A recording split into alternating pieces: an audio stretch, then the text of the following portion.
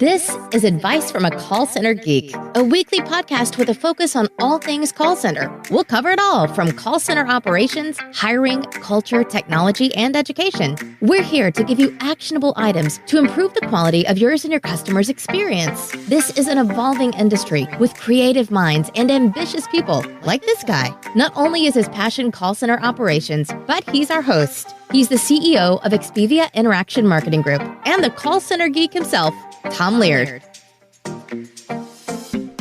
Welcome back, everyone, to Advice from a Call Center Geek. My name is Tom Laird. I am the CEO of Expedia Interaction Marketing.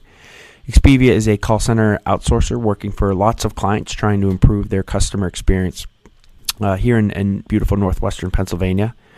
And today's topic is going to be a little controversial, I think.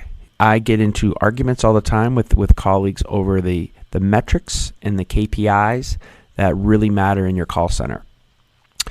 I believe, and I may be in the minority, but I think it's starting to shift into the majority. I believe that the metrics that we have been using for the last 10 to 15 years are ancient, that they don't measure a good experience, that things that even my clients want us to hit, while I understand and we need to be held to a standard, I think that they're the wrong standard.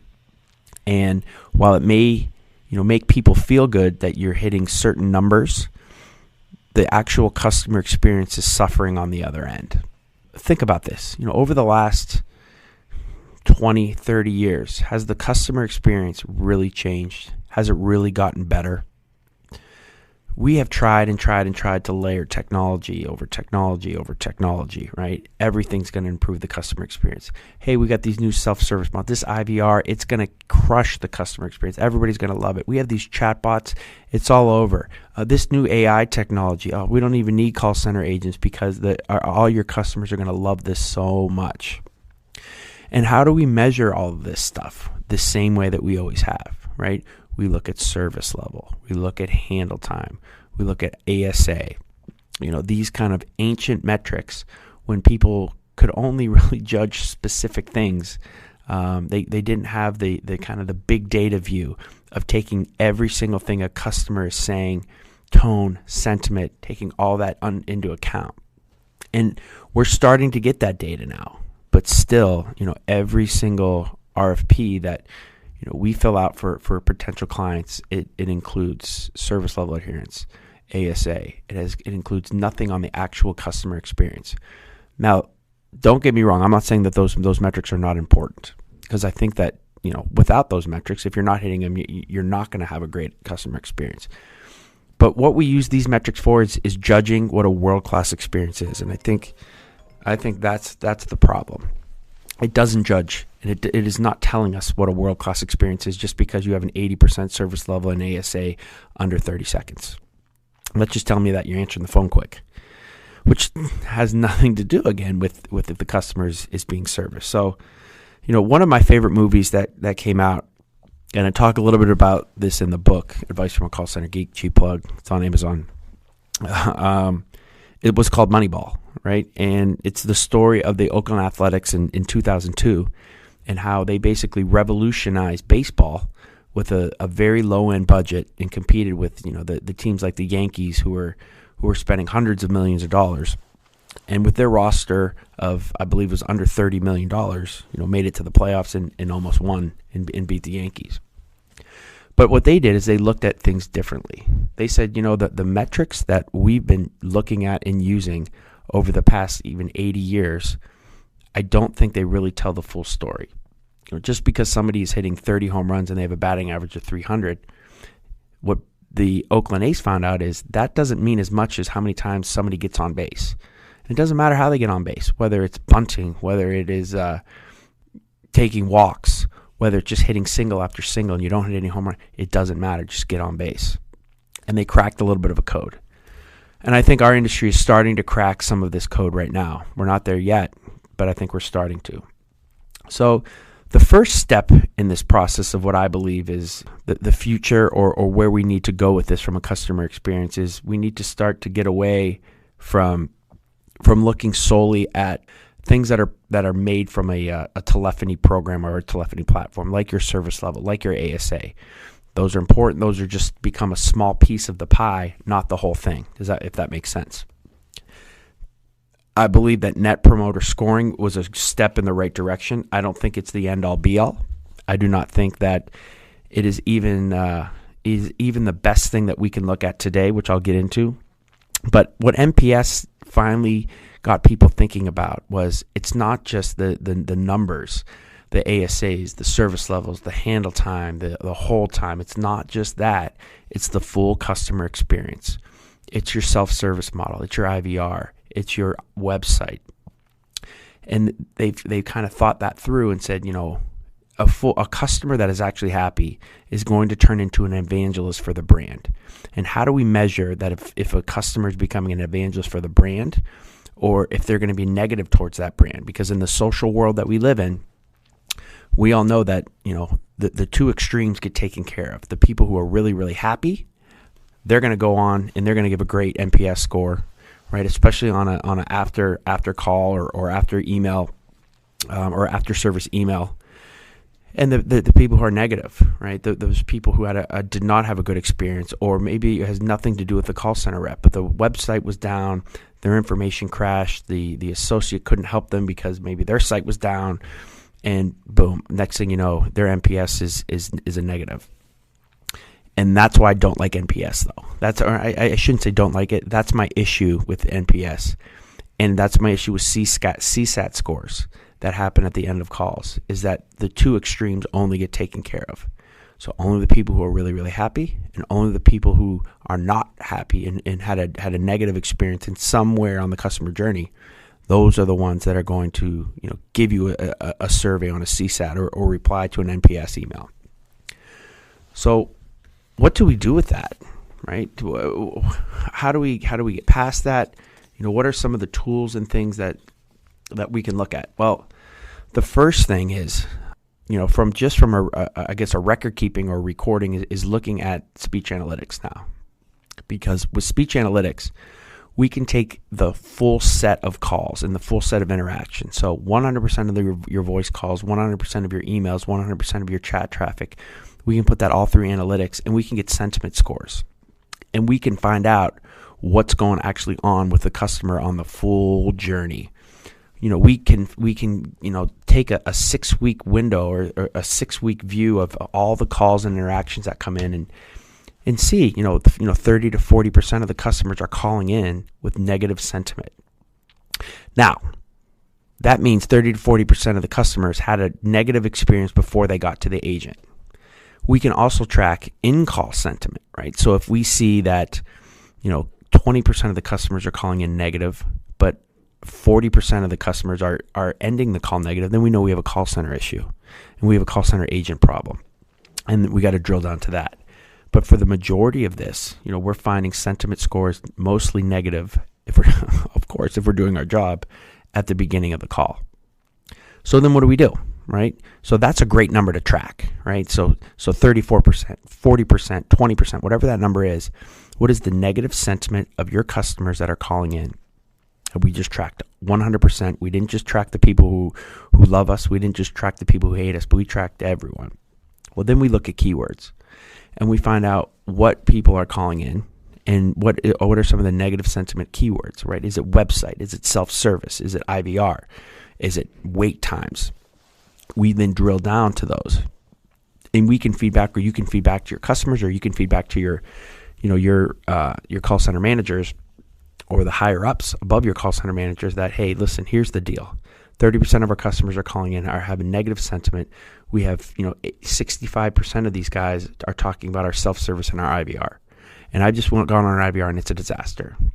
Well, you right there have now drilled down. You found an actual problem that you can actually fix in the customer journey and the customer experience.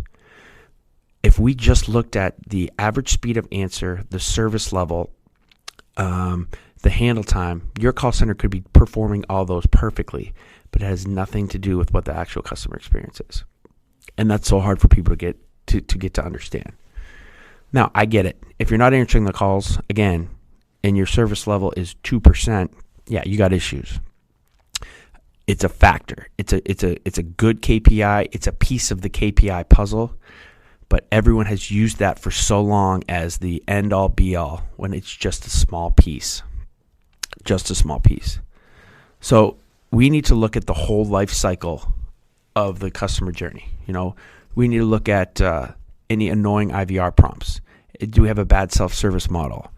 What type of routing are we using? Do we have omni-channel? Are we using multi-channel? Are we only taking and forcing our customers into one service model? Are your associates trained in how to delight and how to give empathy? Is your call center a fun place to work? Do your agents have smiles on their face because they're enjoying themselves? All those things can be tracked with sentiment. All those things can be tracked with really looking through the full customer journey. None of those things can be tracked, when you're dealing just with service level and those type of metrics. So that's something to really think about. Think about not just, if your call center's answering calls the right, quickly enough, and they're not spending a lot of time on hold, and your first call resolution's there. All those things are really important. But really drill down as well to the whole customer journey, because when you just look at those metrics, you're only focused on one side of the conversation. And that's probably something I should have brought up, a little bit earlier. It's another reason I don't like just focusing on telephony metrics. We're only focused on what the rep is doing. We're not focused on the experience the customer had. We're not focused if they're irritated, if they're not, what changes we can make on other pieces of the customer experience. And that's a big piece. So again, if you want to be different, if you want to really enhance the customer experience, look beyond your normal KPIs that every call center looks at. Everyone's been looking at the same KPIs for the last 30 years, and the customer experience has not gotten any better. So no matter how much you layer your technology, no matter how much you're answering calls within 30 seconds or less, if all of the pieces of this, your self-service model, your IVR, are not in tune and are not providing a positive sentiment scoring, environment for your customers, then none of that other stuff really matters. Start looking and changing the belief and changing the thought process of what a world-class contact center is, what a world-class customer experience is. And not only are you going to now use, those types of telephony metrics, but we need to add in the sentiment scoring. We need to add in the full tracking of the customer experience. Once we do that and we put those together, and again, not to plug my contact center, but that's one of the things that we're doing, right? That's one of the things that a lot of the higher end BPO contact centers are doing is they're using speech analytics. They're making sure that they hit all those KPIs that the customer asked for, and then they're going above and beyond. And we're saying, hey, listen, we're doing all this, but still a quarter of your customers are calling in and they're not happy. And we've been able to turn, because I can tell you sentiment at the end of calls, another 6% of those guys, right? But we're still at that, 17, 16% where they're not happy. And in looking at our scoring and looking at our keywords, here's the reasons they're not happy. Your IVR is a struggle. Your self-service model's not there. You're only forcing them to use chat and they want to use voice. Here's are some of the ways that you can actually fix the customer experience. Oh my gosh, that's amazing, isn't it? I mean, I think for me and for my job and for what we do, that's the whole point of this. The whole point of this podcast is how do we help the customers have a better experience? How do we help call centers become better? And I would say that, this is the overall arching thing to think about when you're looking at education and training and self-service and technology is this going to actually improve the customer experience, not just improve a metric that I'm trying to hit? So again, this is a quicker podcast, and I know that this is more of a rant for me, but it's something that, I'm a bit outside the box on it. I don't really believe so much in NPS. I don't believe in CSAT scoring. I know a lot of people do, and they swear by it, and I get it. You got to have something to track, but I think that there's a better way now. Make sure that you're looking at the whole picture, right? You're looking at the customer's experience. Don't just look at your reps and feel good and patting yourself on the back because you can hit an 80% service level and your occupancy is 85% and your ASA is under 3 minutes. That's great. But again, is it actually providing your customers a better experience? And to be honest, isn't that the whole point of what we're doing? right? We're not here to hit numbers. We're here to enhance the customer experience. All right. So that's my rant.